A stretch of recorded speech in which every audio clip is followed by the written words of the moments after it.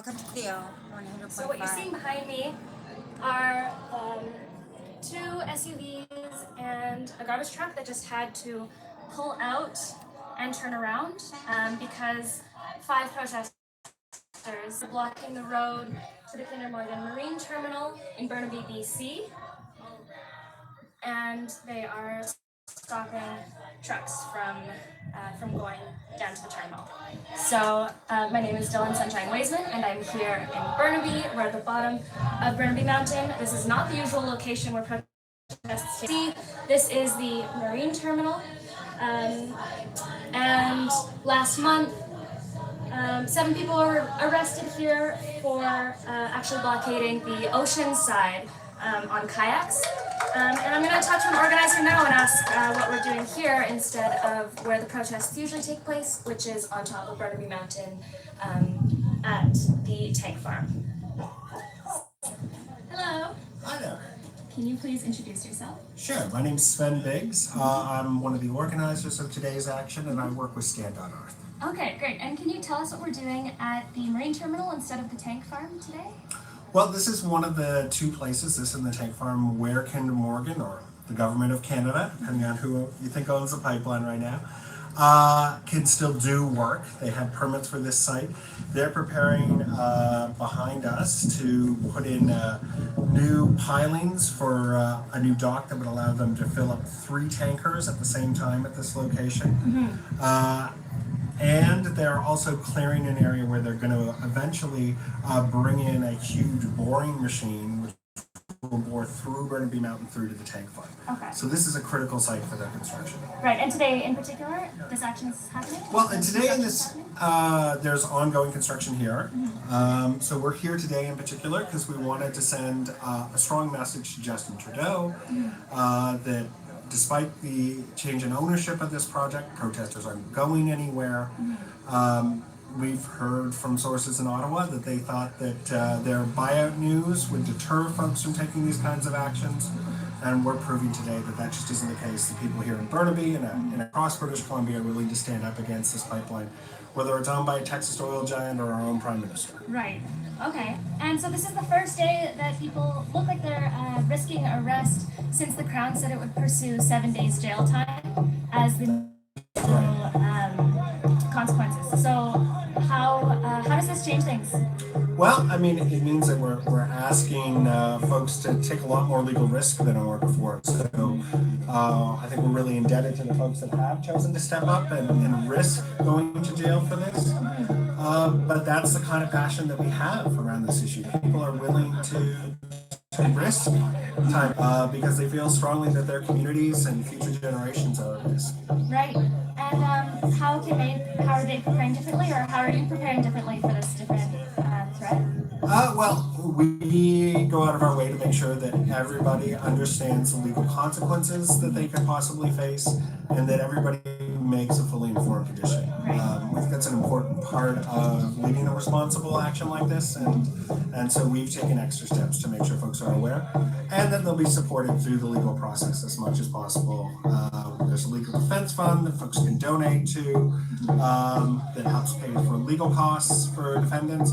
And we have folks in court every day with them, helping them understand the process and making sure they feel comfortable moving forward. Great. And last question is, we know now that the RCMP might not read out the entire injunction and that the 10 minutes are gone. So how does that change the strategy for today? Well, it means that folks who are taking this action have fewer options to walk away.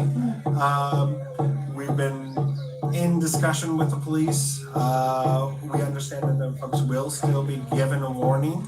Won't be the 10 minutes that they used to get, but they'll still have an opportunity to make up their minds whether to stay or not. Okay. And we're going to wait. We're watching interestingly to see how it plays out today. Okay. Great. Thank you so much for your time. Okay. So today is quite interesting because 3 main things have changed with regards to the injunction.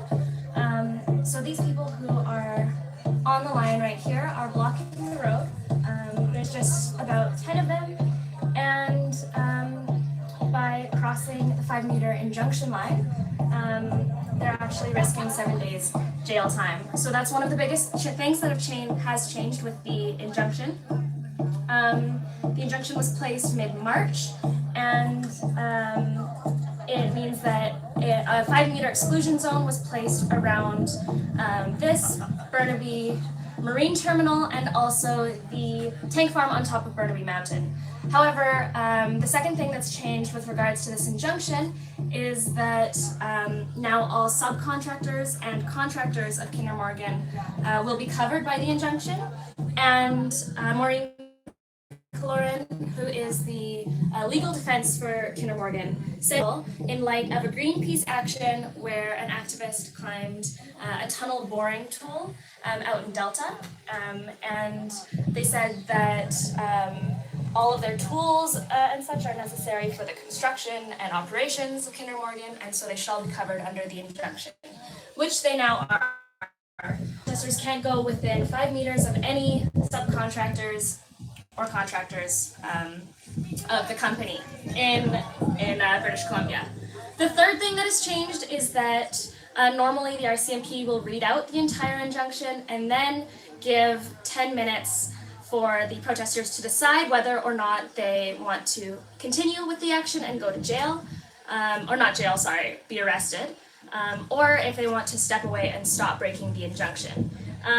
But in the BC Supreme Court last week, Judge Affleck decided to take that away. So now there's no 10-minute grace time, and they have posted signs on the gate saying that if you come within this, within the 5 meters, you are breaking the injunction zone. You can see down there lots of signs, and they've also posted copies of the injunction right on the fence. So this is now accepted in lieu of reading the full injunction. I'm not sure if they still will come and read the injunction, but they have the option not to. And that will quicken the whole process of arrests. And this came up in court very interestingly, based on 2 affidavits that were written by PIs, so private investigators that were hired by Trans Mountain. And they are 2 individuals who spent almost 30 years as RCMP and are now retired working as private investigators. And they posed last month as protesters. And I spoke to one of the organizers who said that they appeared quite sketchy. And that was a quote. And they kind of stood out. But nonetheless, they were able to get some inside information about the strategies that activists are using here, and in particular a wave strategy where they come in and block the road, and then after the 10 minutes after the injunction has been read, then they leave with no repercussions, and a new wave of protesters comes in to continue the blockade.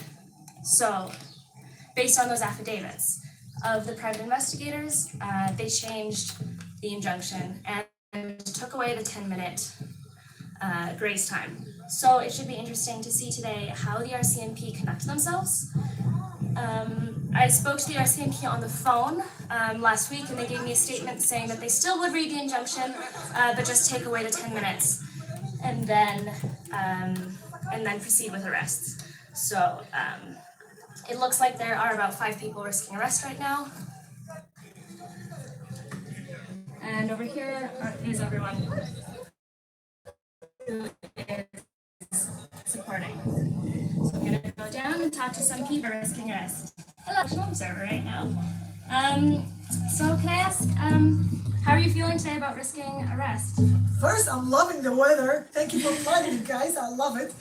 My name is Lausanne. I'm an author, I'm a poet, I'm a freelance interpreter, and I'm an immigrant, and I'm humbly living the story of the Musqueam, Squamish, and Tsleil-Waututh Nation. I am absolutely grateful and thankful. I'm originally from Iraq. I came from a land that you literally dig the ground and there's oil for Iraq.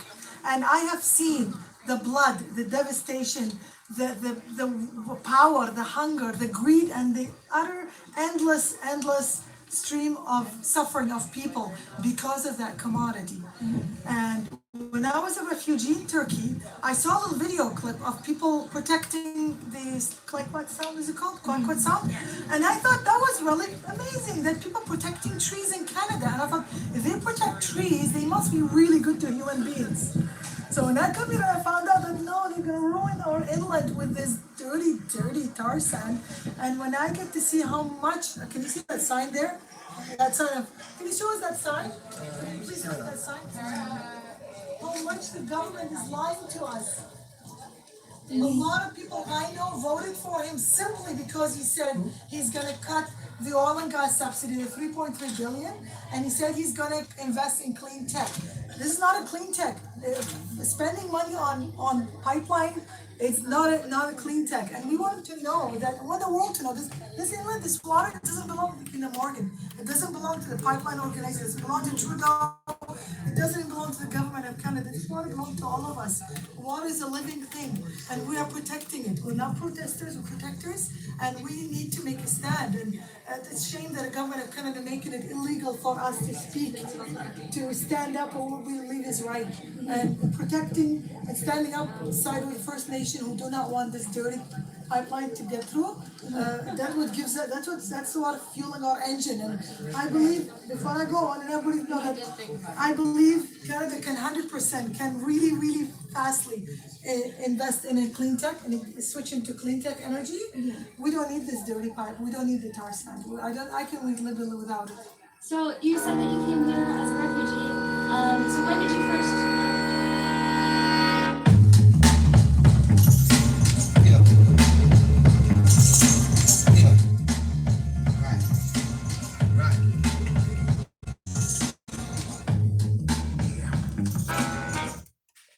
Excuse the profanity.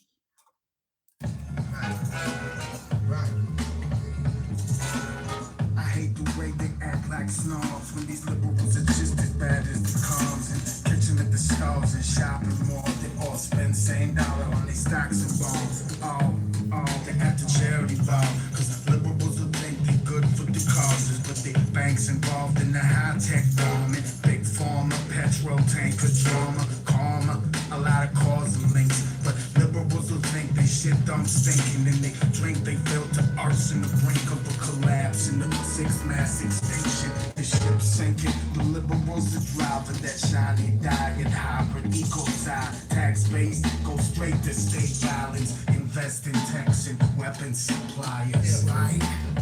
Fuck a liberal, yeah, I say it again, fuck a liberal. Small animal, spell changes on animals, all hell befell the earth more critical.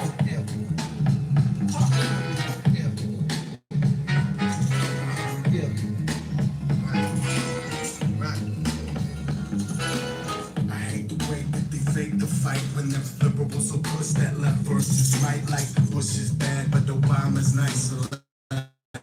Harper's dog and Trudeau's alike, right? They could change, but that liberal thought ain't changed the damn things. Just different shades of the same arrangements. Same roses made with the same pavement. Two-faced liberals made an argument, putting green product in their shopping carts like their spending habits could never offset the suffering the culture creating constant. Oh shit, white savior complexes bonded to the Hollywood concepts, dances with conquest, NGO protest, industrial complex. Fuck a liberal, yeah, I say it again. Fuck a liberal, small L spelled the same old principle. All hell befell the earth on liberal. Yeah, fuck a liberal, yeah, I say it again. Fuck a liberal, small L spelled the chainsaw minimal. All hell befell the earth on critical.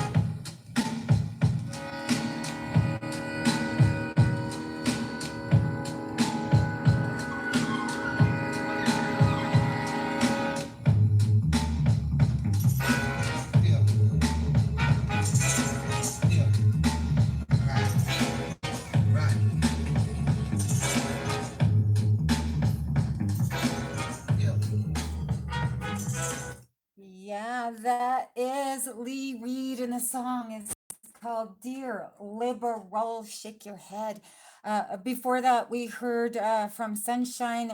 She covered the mountain with the National Observer. She spoke to one of the NGOs who was coordinating a series of arrests. We heard from one of the people who have settled from Iran, who is standing on the front line, ready to be arrested and probably face some jail time, and definitely will face conditions whether or not she does go to jail or not. I've been covering the Kinder Morgan pipeline for a number of years now, and I don't personally, from my own indigenous perspective, I don't see how getting arrested is going to help this cause at all. I don't see the strategy. I'm not getting it because I have seen how being arrested has slowed down the movement considerably. I feel like it's a big setup. That's my own personal opinion. I wouldn't do it myself because I know that, if you're going to be released, you're going to end up having to sign away some of your rights to speak. It's I think it's called a gag order. And whether or not, the government or the powers that be silence you, your own lawyer will recommend that you don't speak about this matter until you have gone through the court system. How is that helpful? Think about it. Those people who are being arrested, they appreciate, your intentions, but you need to think about this. How else can you better serve us and the land? Do you need silenced? Do you need to be cuffed and dragged away for protecting Mother Earth? I think that there are other means of speaking up and standing up, and if and these ways will not get you hogtied, dragged off into never land and into the system that you are actually trying to speak to here. So that's just my opinion, but I really do appreciate what the people are doing. There were 7 who stood on the line just yesterday, and we heard from one of the NGOs that they have a lot of money, for lawyers once these people are arrested. And again, there's a lot of money being spent here, 4.5 billion plus, to just to name a wee bit of the money. But then we also have, other organizations who say, if these people are arrested, there will be money for lawyers, there will be support, and again, couldn't that money be spent elsewhere? Maybe to find solutions rather than to create some kind of I don't know. We're so Canadian, like only in Canada, I guess. I don't know, but yeah, I'm just a little bit baffled by it all, and maybe I'd like to go up to the mountain myself. I'm very grateful that is up there and covering, doing a great job of covering the mountain. I know that it's necessary and that you have to be consistent and persistent, and it isn't easy. Here's Nathan Cullen, who spoke of the big buyout in the House of Commons.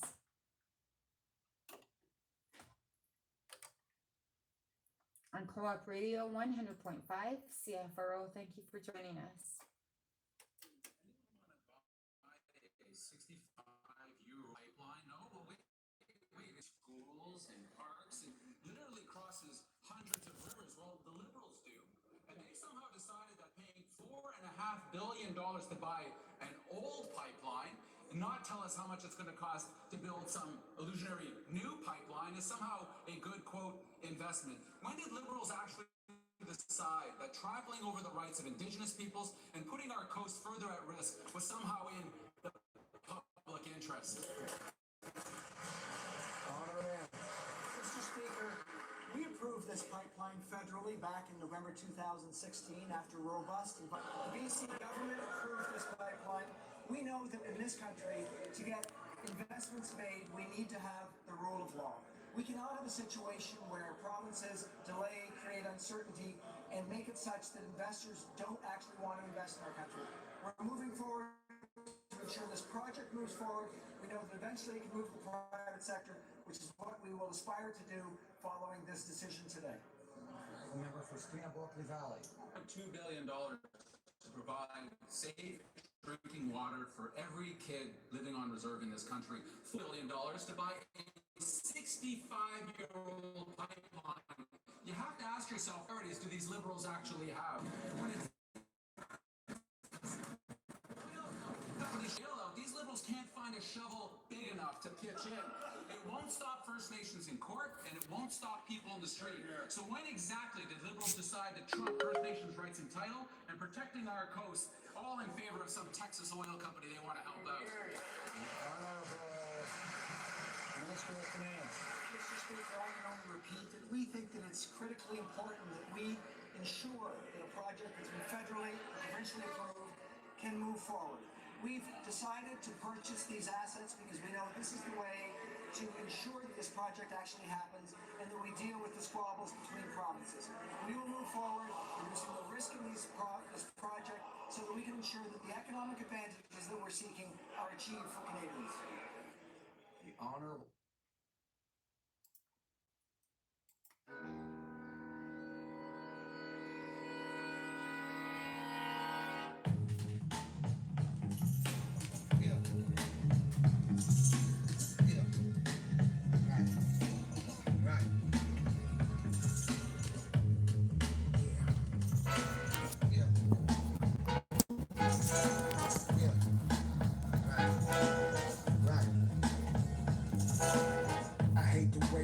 Like snobs when these liberals are just as bad as the cons and catching with the stars and shopping mall. They all spend same dollar on their stocks and bonds.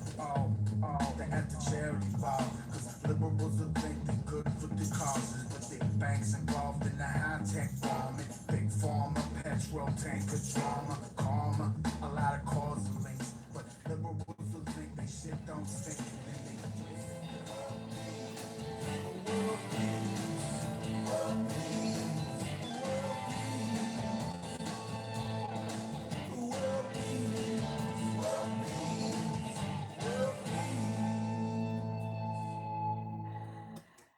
Yeah, we've gone from Dear Liberals, Lee Reed, to Res Warriors, Larry Hansen, and Drums of the World. I mean, he's talking world peace, and we got Buffy St. Marie talking about the war racket. And then, of course, we always have Oz 12 bringing us all like back to earth, grounding ourselves and trying to think in good, positive ways.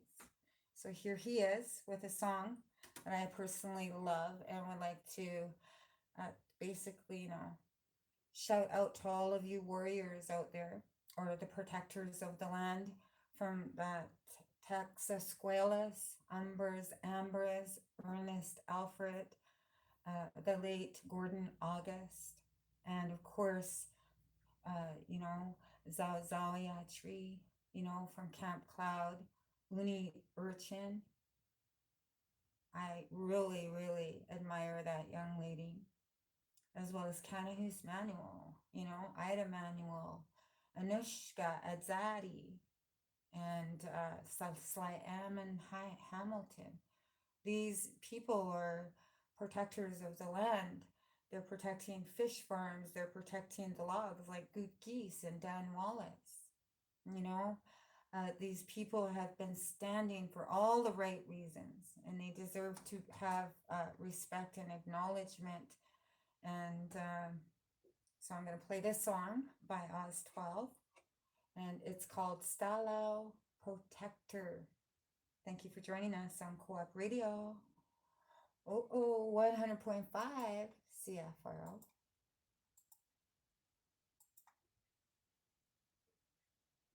I would like to recognize and acknowledge all of our defenders of the land and the protectors of the matriarchies in which connect us to this land. It is their values and hard work which will ensure a sustainable future for the generations to come. My hands are up to you. Gracia. Gracia.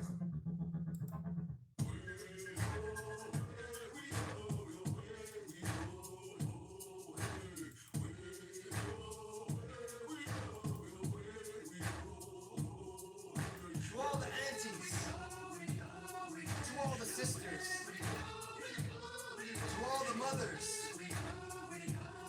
and to all our grandmothers, we fight for you. Tar sands killing, pipelines filling. What more can I say? Top villains, corporations harping and living without a harping. Doctor destruction, silent signs, whispering and warping. Dead eyes, staring and glaring, not even caring. No recognition of the struggle from environmental wearing. Rich people pleasing, living without a reason. How many homeless people die in these streets during winter seasons? Combustion and releasing like a ninja on a mission. Give me a meeting with them quick. I'll end up with a terminal condition. No signing no positions or sage Senate talks. I'll cover them with blankets painted with shame and smallpox. Reptilian chameleons for billions. I'm really in way too deep for millions of stars to make me chill again. Anger and frustration, numbness and impatience accentuated with racing hateful people in tons of places. Potlatch everything, Raven's box empty. Toss it off the roof, can't let greed tempt me. Evaluate the worth in all these antiquated versions. So from Pine Ridge to Perth and decolonial excursions, they've all lost sight of it.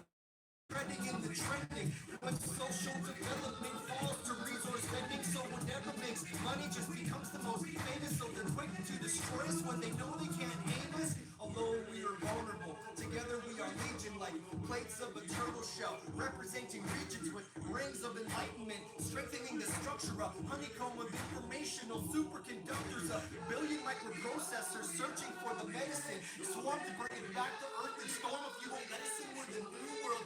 Ancestors, pyramids, and towers, the children of survivors discovering superpowers.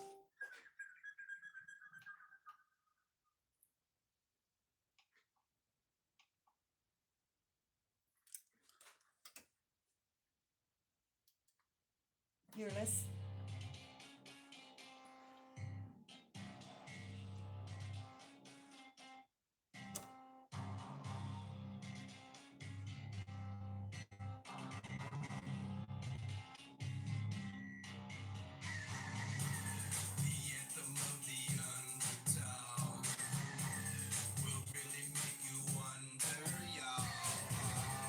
Just where we've always been.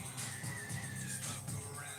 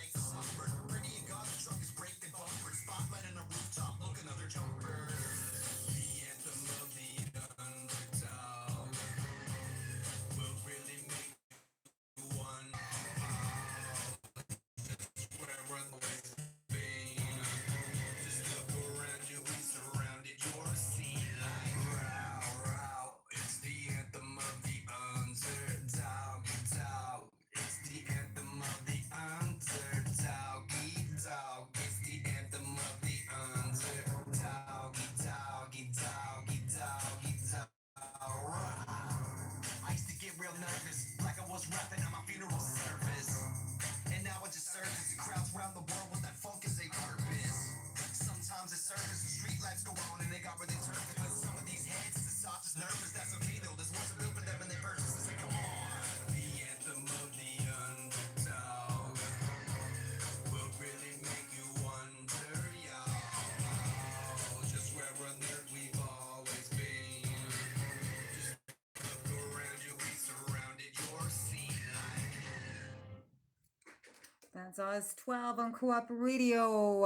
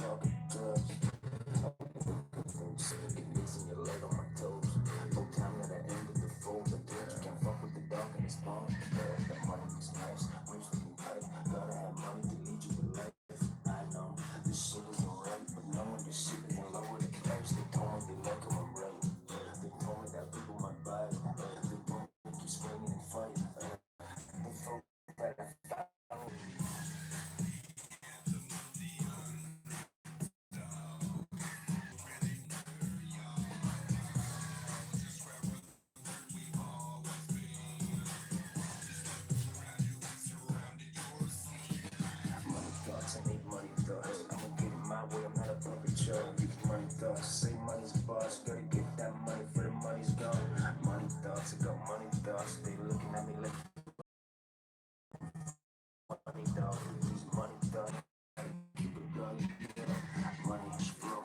No niggas to be scratched that dough. That money comes one more. Catch a little boy sold off his bro.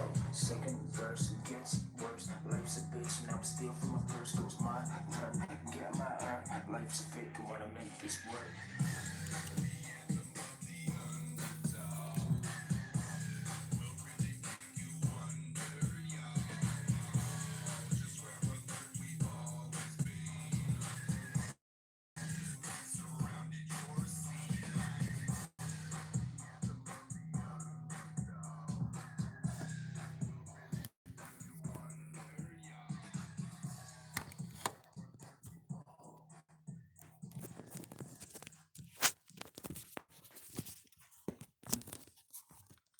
I hope you have your offerings close, bundled tight, and in plain sight.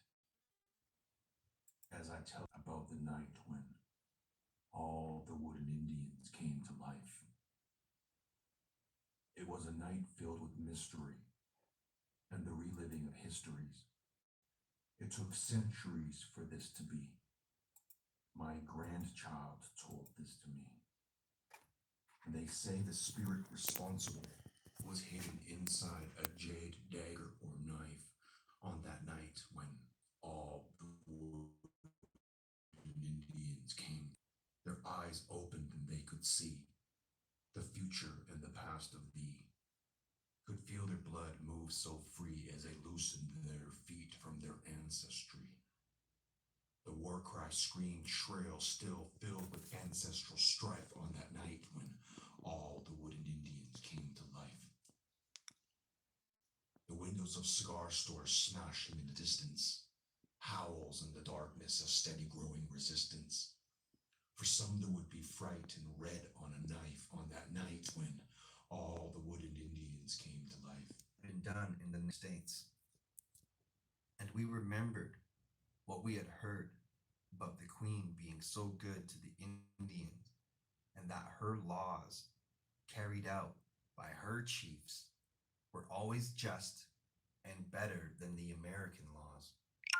Presently, chiefs, government officials, etc., commenced to visit us and had taught our chiefs.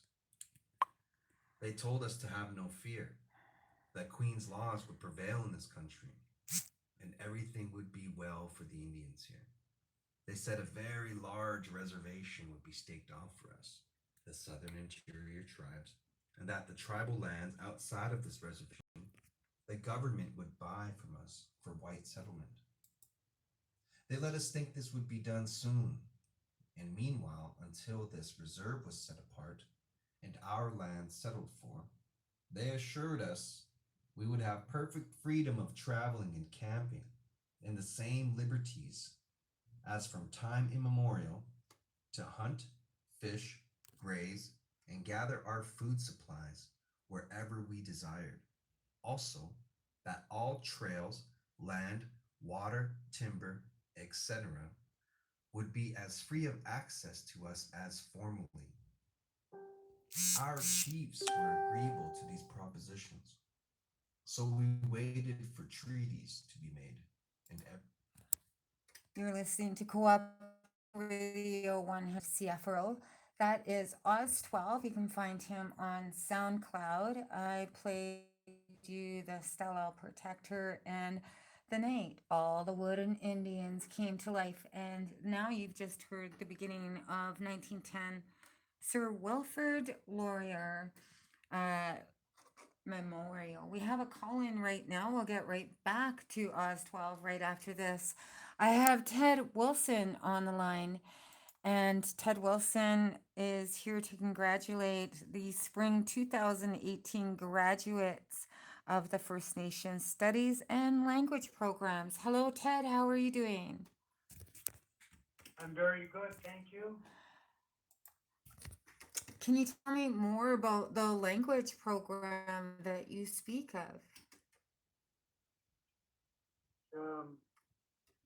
First Nation Studies and Language programs have been ongoing for past 10 years at Simon Fraser University, and we have the campuses at Burnaby Mountain, out in Surrey, and Harbor Center campus. And there they had the Squamish language program this past year, and so we're wanting to congratulate all the students who passed in the classes of those programs, and are very happy to hear that these types of programs exist and are being filled every year, every term, and students are graduating, and more are getting their degrees and moving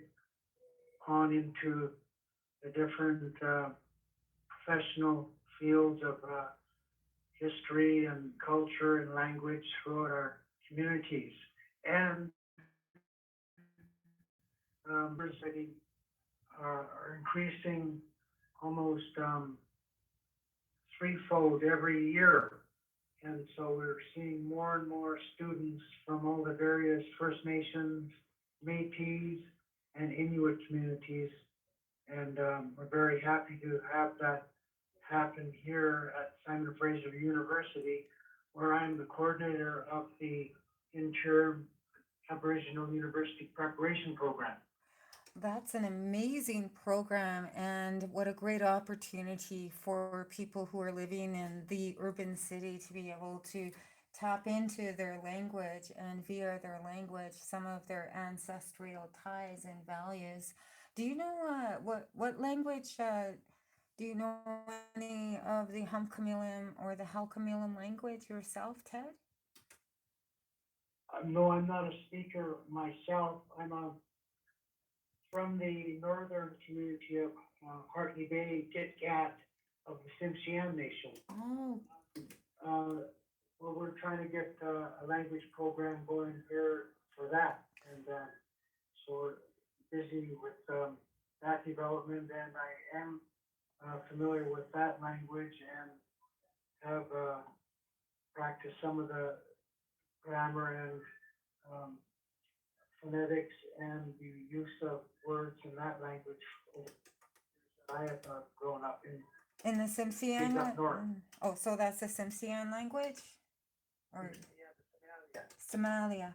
So would you please share some language with me, and I'll try and learn with you and the listeners.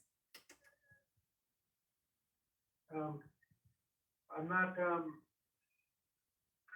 prepared to go on there with my but I just like to say that we are the Tsimshian.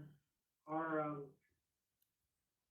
take it very seriously to keep our languages alive and um, our dog, which is our laws, and we have different programs which we like to uh, learn from in the Prince Rupert School District and the Terrace School District that have the language programs, but have not spread down to the Vancouver urban area yet.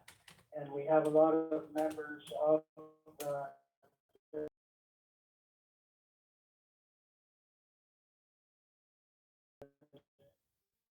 in the Lower Mainland, but like I say, we're trying to get it going, haven't successfully um, to Yeah, I totally understand the predicament that you're in. I know that there's a great urgency to revitalize language and culture. There are few and far between, and this becomes problematic in creating programs because you might have an elder or two that know the Gitxsan language and maybe goes and dedicates herself to revitalizing or maintaining what little language is left, and yet there's nobody there to participate in the workshops, and there's lack of funding too as well. It takes money to go from A to B, and to sit for 2 or 3 hours, you have to have something to eat and something to drink. Everything costs money, even language. Yes, exactly. And I know that the Gitxsan have a language program at the Native Education College on Thursday evenings from 5:30 to 6:30, and they have had that going for years now. So that's a good one. And Mishka also have something going with their society here in the Lower Mainland, and the Heisla are getting one going in the Vancouver Aboriginal Friendship Center, as do the Cree. And so it is catching on, and like them, we, the Tsimshian of the Somalic speaking language, are also intent on doing so. And like the Mishka and the Gitxsan, we all speak the same language, just different dialects and different pronunciation, but we all respect each other as being part of the same. And the Tsimshian consider everybody to be part of us, and we are part of them. That's why we have the Sekungoa, which means we are art. Second Goa? Sekungoa. Second Goa. Sekungoa. Second Goa. Yes. That's a saying that I learned way back in the 70s when there was just the start of the revival of our culture in the communities on the reserves like Harkey Bay, and spread into the urban areas like Prince Rupert. And we started having tribal cultural events and gatherings in the city of all the Tsimshian tribes. And there are 16 different villages, 9 of which live in Port Simpson, the 9 tribes of the Lakwalangs. Then there's Kitkatla, the Kitkat, which is Hartley Bay, Kitsamkalem, Kitsalas, Kitsafglass, and Port Essington, which is now deserted. So there are different programs in all those areas, but all the people that live down here and in Seattle, where they do have it going, more than we do have it going here, but we will put something started by the new year. Well, that sounds amazing, and just listening to you talk about the various territories who are trying to revitalize their language. I've heard you use at least 10 to 20 different words in different from different nations just on place names alone, and that is really valuable to us. You said that uh, you're also affiliated with people in the Wet'suwet'en territory, and that they're trying to revitalize their language as well. I'm not sure about what's so, Or the Gitxsan. the Gixan, yes. Uh-huh. Have a language speaking program, which is similar to at the Vancouver Aboriginal French Center. No, I mean at the Native Education College on Thursdays Okay. at 5:30. Oh, good. That's great. They've had it there for years now, and uh, they've always had a number of speakers coming out there, and they've met regularly every week. And so, but when the college is closed for a short duration during the summer, they stop, and then they start up when it starts again. I see. Yeah, it's the same with the Friendship Center. It closes at the end of June as well for July and August, and starts in September. First week in September, it'll open again, and the cultural programs start up again, such as the West Coast Night on Wednesdays and the powwow on Tuesdays. Yeah, that's a great source of recreation. And people can go on Tuesdays, learn how to powwow dance. And also on Wednesdays, people gather and share songs and dance from the West Coast side of things, which is really important. I remember when that happened somewhere in the 90s, the Squamish people had the foresight to hold the first West Coast Family Night. And it was with guidance from people like Henry Robertson and Dan Wallace, you know, who recognized that First Nations people were becoming pan-Indianist. And we were being like, all of us were powwow dancing and beating and drumming like there was no tomorrow. And we West Coast people were being lost in the uh, the the way that people were identifying us as natives worldwide. Everybody thought we were Plains Indians. And it took the West Coast Family Night to bring back those buttons and the crests of we represent West Coast style. Exactly, yes. I'm glad you brought that up. I remember when that started too, and that was my uncle Henry Robertson, and so he did a lot of the artwork, the totem poles and panels that surround the whole interior of the rec center, which is used like the longhouse for the West Coast night. And so he was very instrumental in helping revive that whole West Coast culture in the urban center, urban area. And so we're very thankful for his involvement and development of the West Coast Night activities, which include all the different tribal nations of the Pacific Northwest coast and going into the interior, including the Gixan and the Wet'suwet'en and the Salish, as well as going as far as Mount Curry and up as far as Hope and Chilliwack. So we have a lot of different people coming down here and enjoying our culture in the Vancouver Aboriginal Friendship Center every Wednesday night from 7 until 10. And so we have done that regularly every week over the past 20 years now.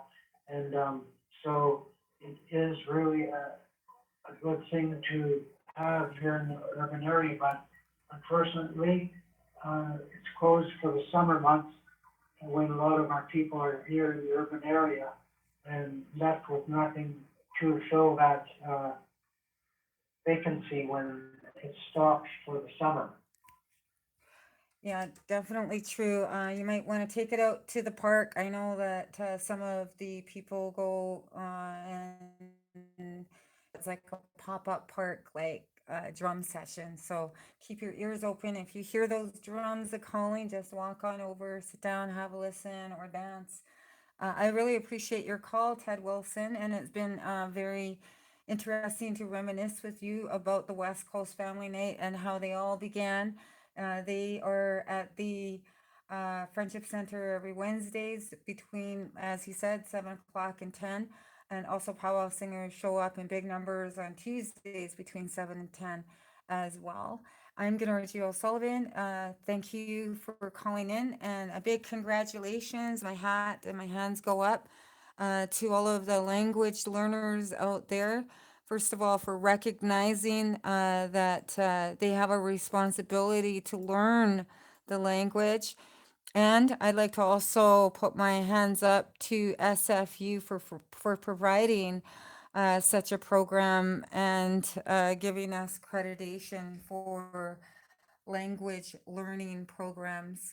Thank you very much. Ted Wilson, is there anything else you would like to add?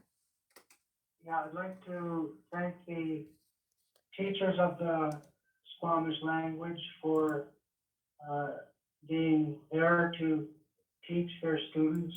They had a good number in their class. I think it was around 18 to 20 to start. I'm not sure how many graduated, but I'd like to congratulate all those that did graduate.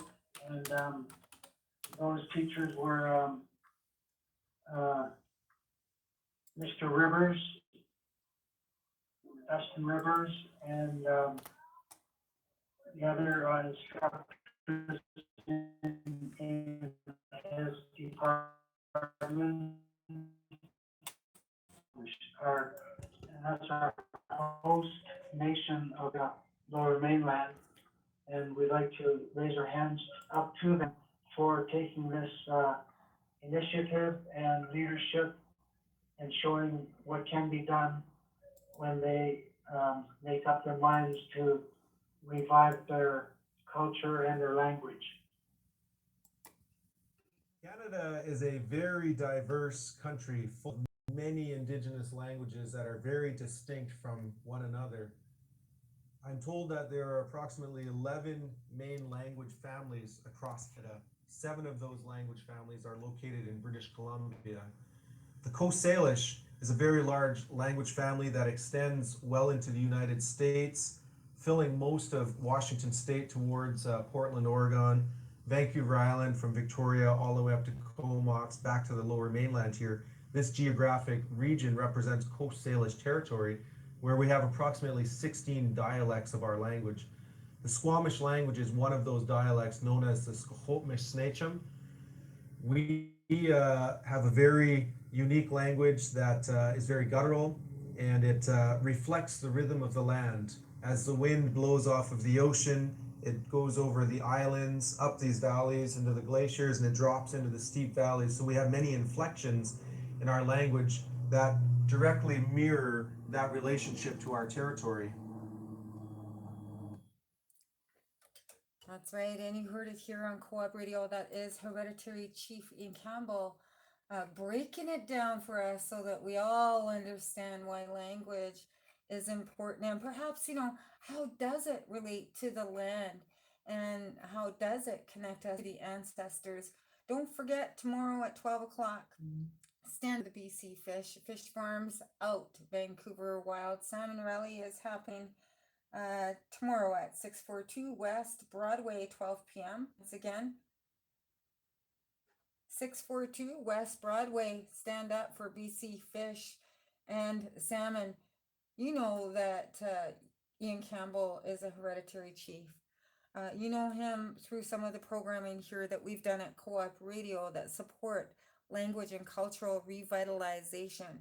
Get ready, because, in a while you're going to know him as the mayor of Vancouver, because he is in the running like some kind of wild salmon. Here he is, though, on Co-op Radio with his speech most recently when the people were responding to the government buying Kinder Morgan pipeline.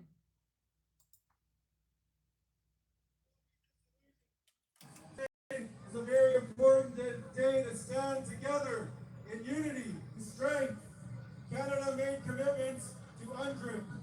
It did not mean drip oil into our waters, onto our beaches. We need to hold this government accountable. It is time for us to stand in unity and standing shoulder to shoulder with many of you that are here today. This has been a long journey, and we will still make our voices heard. OCF! We need leaders who are committed to 100% renewable energy. Who wants that? Say OCF! OCF! We need leaders who are willing to step forward to be the change, not the status quo with these big oil companies. We will not accept a shadow government with oil companies that come from foreign lands. That is unacceptable. I want to commend all of our elders that are here, our beautiful matriarchs, our chiefs. You stood the test of time in a time when we weren't even citizens in our own land. Today, it is because of your strength.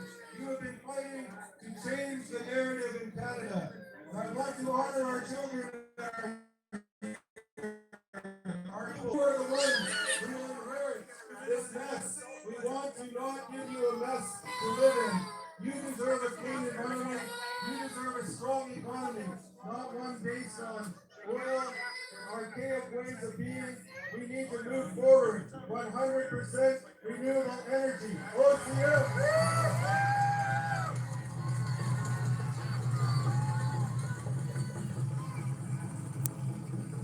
It is with love.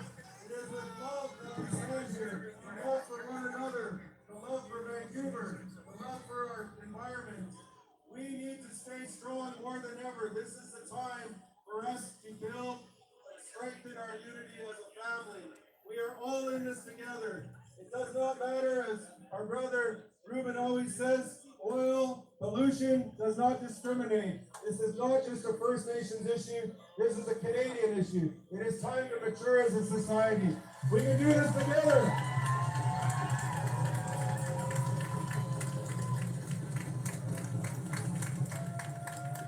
If I am elected as mayor, I will commit to continue to be that strong voice for Vancouver, to stand up against governments that bring willful destruction to our homeland.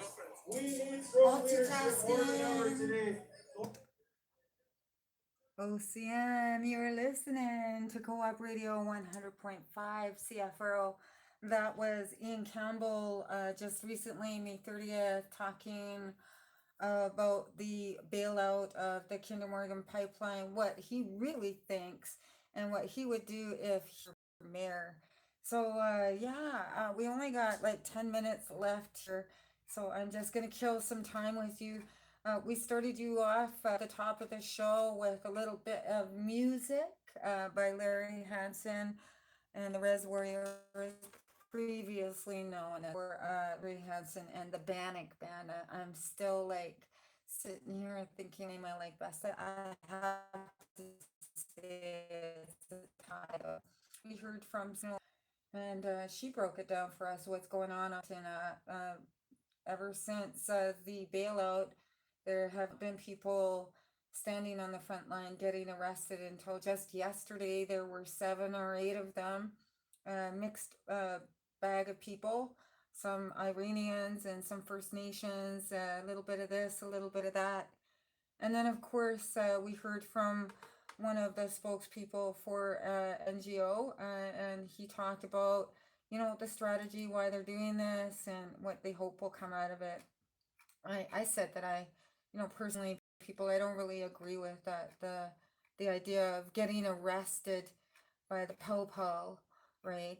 In order to get media attention, I think I would be gladly go up to the mountain and just talk face to face with the protesters and keep it real and not to be. I don't encourage people to be cuffed, to break the law and then to actually be tied up by the same law that you are up against. And I'm also wondering how, our good friend Ian Campbell, if elected mayor, will actually be able to stand up to the government. I think in a way it might tie his hand just a wee bit. That's just what I think. CBC gave an article most recently, Status Indians to Disappear in 50 Years Unless First Nations Move Beyond Indian Act, said Perry Bellegarde. It's an incumbent AFN national chief launches a re-election campaign. This is what he has to say. There won't be any status Indians left in Canada within the next 50 years unless First Nations move beyond the Indian Act, according to incumbent Assembly of First Nations National Chief Perry Bellegarde. Bellegarde, who announced his campaign Monday to again lead the largest First Nations organization in the country, said First Nations need to take control of their citizen laws to avoid this future. He said that we have to assert our laws, our own jurisdiction, and move beyond the Indian Act. That is the key for us as First Nations people, said Bellegarde. Despite several changes to the Indian Act over the years, driven by the court rulings to deal with the discrimination in the law, in the past, the Indian Act took away status from women who married non-status. Bellegarde said, the threat, remains. The Indian Act still contains different categories for status that can limit a woman's ability to pass on her status to successive generations, he said. You are not passing on status to your children and grandchildren and great-grandchildren, said Bellegarde. That is why I say we have to exert our own citizenship laws and Rastayabo, a Mohawk policy analysis.